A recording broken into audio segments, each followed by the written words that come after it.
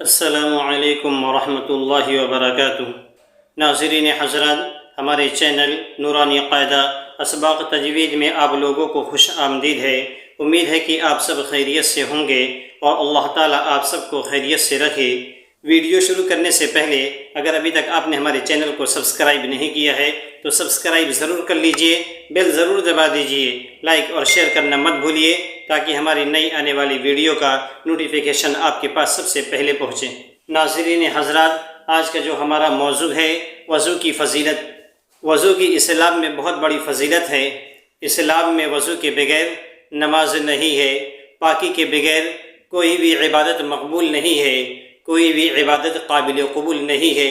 پاکی کا اسلام میں بہت بڑا درجہ ہے۔ اسی طرح پاکی کو ایمان کا آدھا درجہ قرار دیا جاتا ہے۔ الطہور شطر الایمان، پاکی ایمان کا آدھا حصہ ہے۔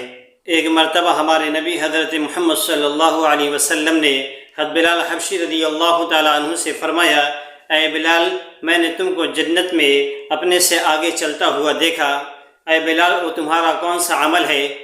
تو حضرت بلال رضی اللہ تعالیٰ عنہ نے فرمایا، اے اللہ کے رسول، میرا جب بھی وضو ٹوٹتا ہے میں اس وقت وضو ضرور کر لیتا ہوں اور اس وضو سے اتنی نماز ضرور پڑھتا ہوں جتنا اس وقت میرے اللہ نے مجھے توفیق دی ہے۔ جس کا وضو نہیں اس کی نماز نہیں، اور جس کی نماز نہیں اس کا کوئی دین نہیں۔ نماز کا درجہ دین میں ایسا ہے جس طرح سر کا درجہ بدن کے اندر ہے۔ وضو کے بغیر نماز نہیں ہوتی۔ جنت کی کنجی نماز ہے اور نماز کی کنجی وضو ہے۔ وضو کے اندر 4 فرض ہیں اور کچھ سنت ہیں، لیکن فرض چھوٹ جانے سے وضو نہیں ہوگا۔ نمبر 1، ایک مرتبہ پورا چہرہ دھونا۔ نمبر 2، دونوں ہاتھ کی انگلیوں سمیت دھونا۔ نمبر 3، چوتھائی سر کا مسح کرنا۔ نمبر 4، دونوں پیر ٹخنوں سمیت دھونا۔ یہ وضو کے فرض ہیں جس کو اللہ تعالیٰ نے سورہ مائدہ کے اندر فرمایا ہے، یا ایھا الذین آمنوا اذا قمتم الی الصلاۃ فاغسلوا وجوہکم وایدیکم الی المرافق وامسحوا برؤوسکم وارجلکم الی الکعبین۔ اے ایمان والو، جب تم نماز کے لیے اٹھو تو سب سے پہلے اپنے منہ کو دھو، پھر اپنے دونوں ہاتھ کو کہنیوں سمیت دھو، پھر اپنے سروں کا مسح کرو، پھر اپنے دونوں پیر ٹخنوں سمیت دھو۔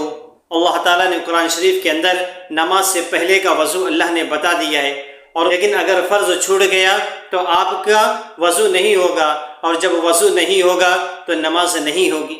اسی لیے وضو اپنی زندگی کے اندر ہمیشہ کرتا رہے، اور وضو کے بہت بڑے فائدے ہیں۔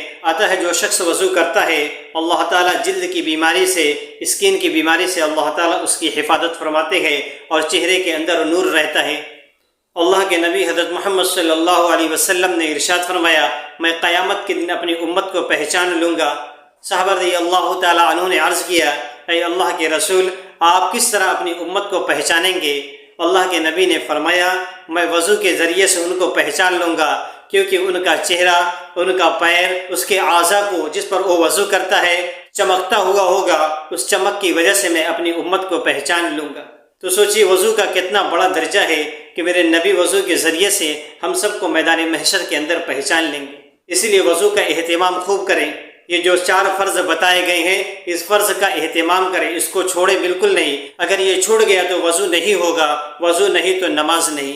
اللہ تعالی ہم سب کو ان سب باتوں پر اخلاص کے ساتھ عمل کرنے کی توفیق عطا فرمائے۔ السلام علیکم ورحمۃ اللہ وبرکاتہ۔